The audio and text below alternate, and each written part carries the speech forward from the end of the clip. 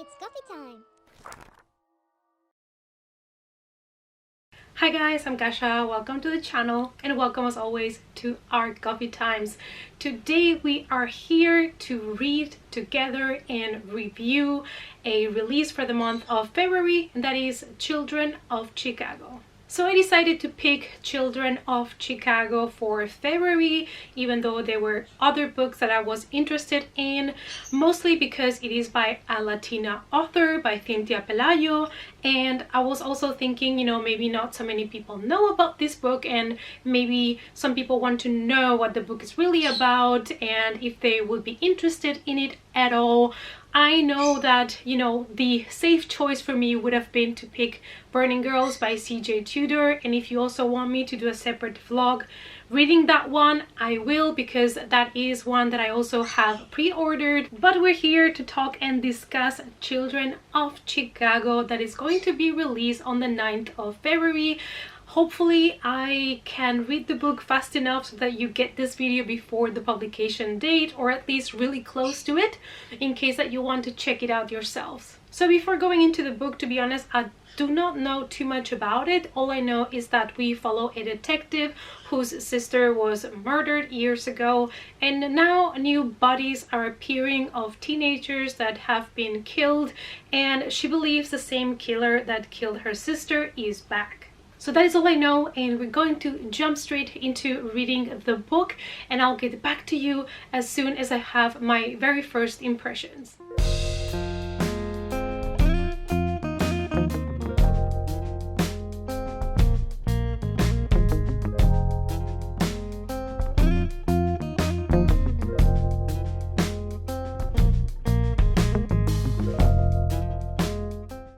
Hello guys, so welcome again to another cozy reading time, and we are tackling this time a new release, a book that is coming out on the 9th of February. Maybe by the time this goes up it's already out, it's just been released, and that is Children of Chicago by CYNTHIA Pelayo.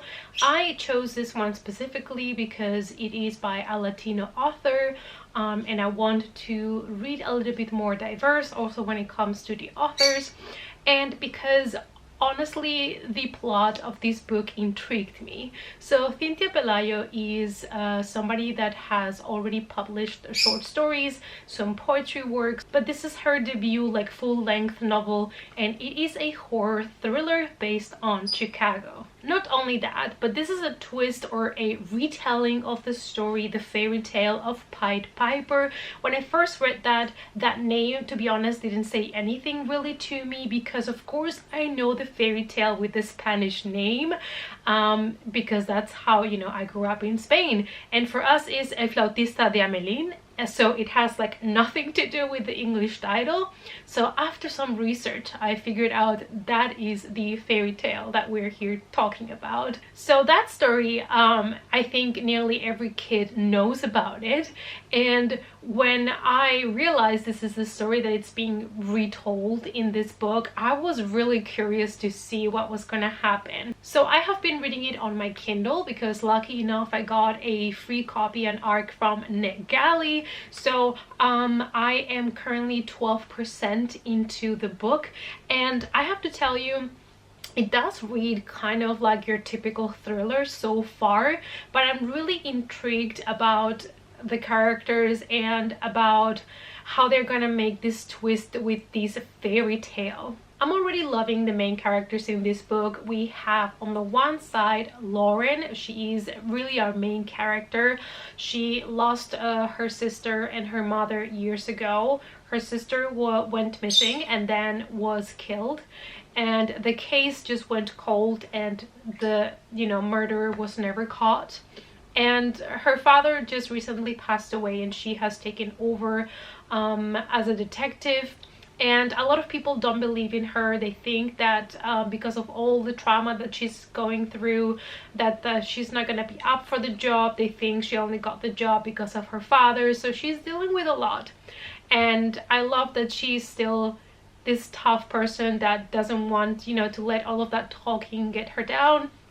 And my best favorite thing about Lauren, she's a coffee addict. Well, she just loves coffee as much as I do, okay? And on the first page, like the first line, it's something like, you can never have too much coffee, and I'm like, praise sister. And I really like her as a character, like I said, and because of everything that she has been going through, she's going to therapy. And I love that this book is normalizing the fact that somebody that has gone through trauma, even though they are strong, even though they're tough, they go to therapy and they deal with things. And I think it's good to normalize going to therapy. It's nothing wrong. It doesn't mean you're wrong. It doesn't mean you're broken. And I think it's something good to see in a book. So the main mystery, the main thriller in this book is basically, there is this killer that was active years ago, and they believe it might have been also the one that killed her sister, that was nicknamed the Pied Piper, because of graffitis, because of drawings with his name on the murder scenes. And years later, now they have another case where a bunch of teenagers have been found murdered in the same park where the murderer used to commit his crimes in the past, and they found another graffiti on the floor that said Pied Piper. And so Lauren, even though she doesn't want to believe it, she needs to be confronted with the truth, which is her sister's murder might be active again. But apart from Lauren's storyline, we also get to follow some teenagers, Evie and Daniel being the main ones here. And after their parents moved from a neighborhood where criminality was going up, where it was getting really unsafe, they moved somewhere else, started a new school. And I like that the kids there in the school know about these Pied Piper, and they consider it kind of like a legend, kind of like your Bloody Mary story, kind of like the boogeyman. So I'm loving that. That is a trope on horror stories that I absolutely love, when there is this thing like Candyman, you know, if you say his name 3 times or things like that, he's gonna come for you. And so they believe that this kind of supernatural thing is true. So I love that teenage movie trope, that, you know, there is these guy, these, you know, like the tall man, the bye-bye man, like all of these, you know, tropey horror movies, that is gonna come and get them. And I, so far, am really enjoying it. I see it a little bit more in the thriller aspect so far, but like I say, now that they have introduced this kind of like dark fairy tale of the Piper, I'm really excited to see how that is going to unfold. But yeah, I just wanted to give you my first impressions on the book, to let you know what it is about in general. I'm not going to go into many more specifics, I think, further on, because I don't want to spoil it for anybody. So this is just the introduction, the first like 12% of the book. I have left, like I said, a lot of things out so that you would discover them yourself, but so far I'm really enjoying it.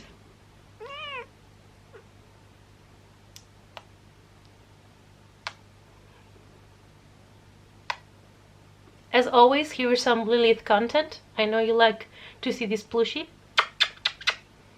I know. Just say hi to the people. No? She's having a nope kind of day.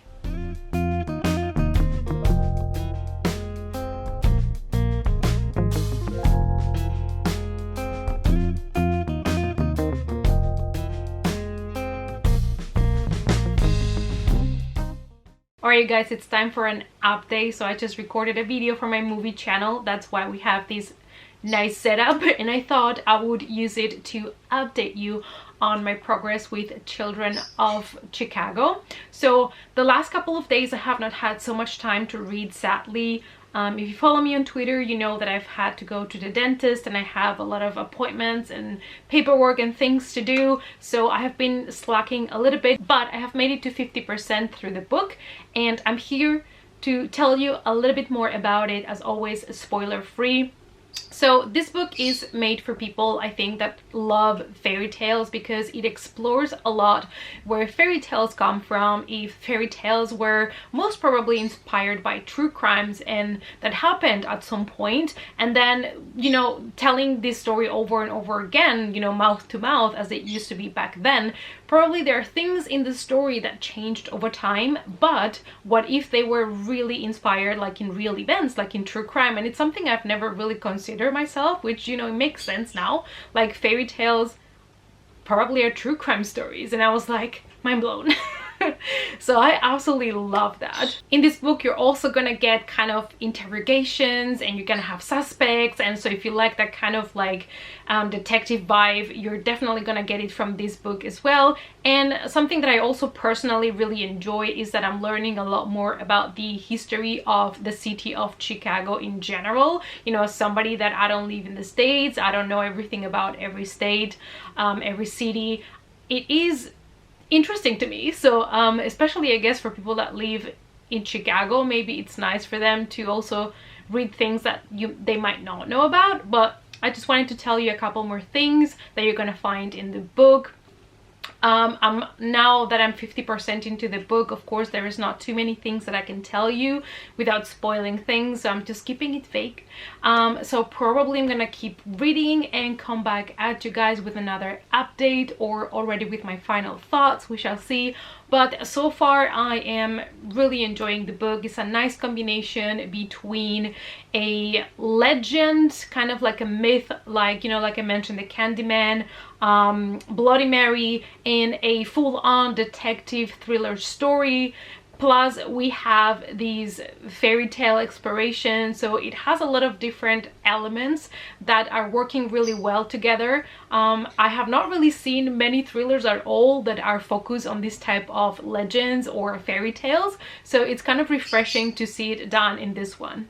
Hi guys, so I am here to complete this reading vlog. I'm sorry this one was not maybe so entertaining, but I've had such a crazy week and it's been hard for me to find time to sit down and even film the snippets for this video. But I did finish Children of Chicago by Cynthia Pelayo.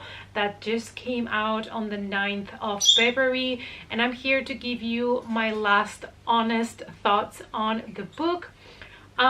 This book had many things that I really enjoyed. You have, from the one side, a pure detective story with all the elements to it, like the investigation, the interrogations and everything, the suspects and all of that jazz. And on the other side, we have a supernatural horror story that it's kind of giving a twist on the classic fairy tale of the Pied Piper. So I love the combination of two. I personally love thrillers that are a little bit different and not your typical ABC.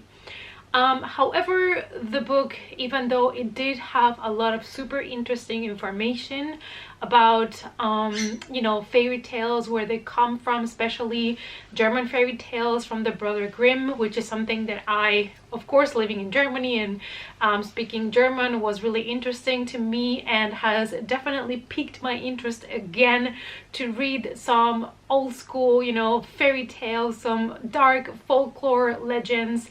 I'm definitely excited to go back into that. I used to read the Grimm Brothers fairy tales years ago, and I haven't read them in a long time, so I feel like maybe now it's time to revisit that.